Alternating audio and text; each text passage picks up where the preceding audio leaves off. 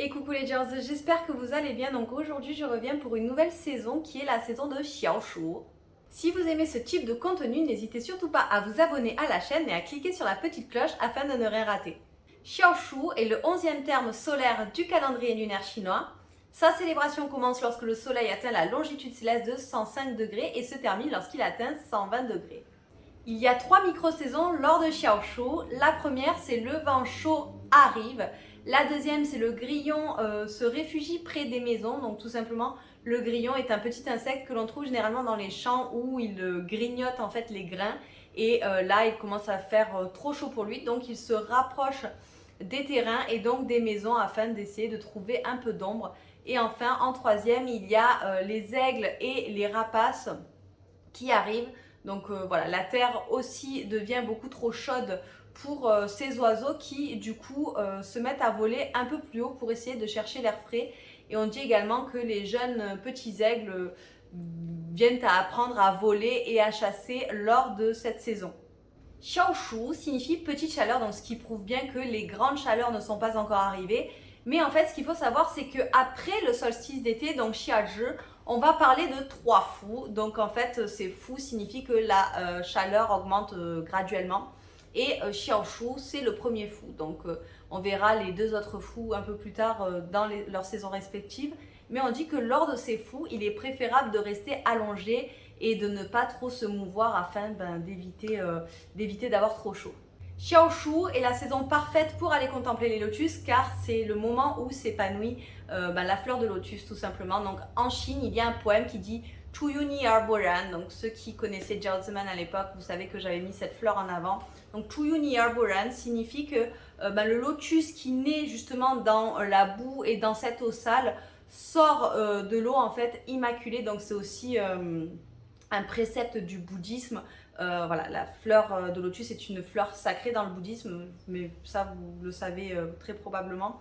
Et en fait, voilà, ça correspond à la vertu d'une personne qui, malgré tout ce que l'on peut, malgré tout ce qu'elle peut subir ou malgré tout ce que l'on peut dire sur elle, c'est une personne qui reste intègre, c'est une personne qui reste droite.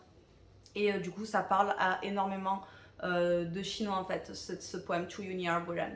Mais aussi, vous savez peut-être que sur les pétales de lotus, il y a un espèce de film qui pourrait faire penser à de la cire. Et en fait, c'est la raison pour laquelle, par exemple, lorsqu'il pleut beaucoup, il y a de grosses gouttes de rosée, mais le lotus ne semble pas être mouillé par toute cette pluie, mais justement, c'est grâce à ce film, j'ai envie de dire, cette fine couche de cire, entre guillemets, qui justement lui permet de ne pas être mouillé et donc ça crée des grosses gouttes d'eau. Et bien évidemment, qui dit lotus dit également racine de lotus parce que c'est un mets qui est très apprécié en Chine et que l'on mange notamment quand il fait très chaud.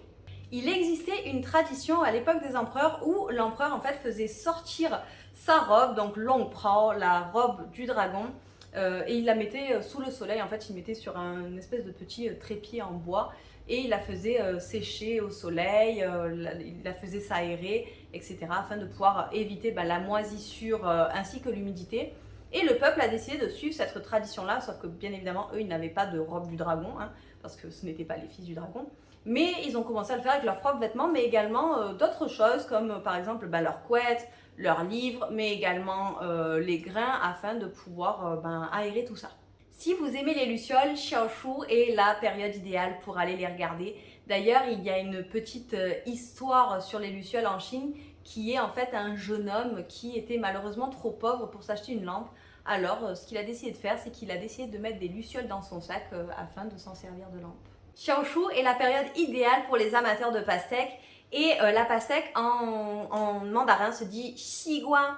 Donc on dit qu'il y a 2 hypothèses par rapport à ce nom-là. Donc la première hypothèse, celle que l'on aimait le plus, c'est que en fait la pastèque est un fruit qui vient d'Afrique et xi signifie l'ouest et gua signifie melon. Donc xigua, le melon qui vient de l'ouest, donc l'Afrique c'est dans l'ouest.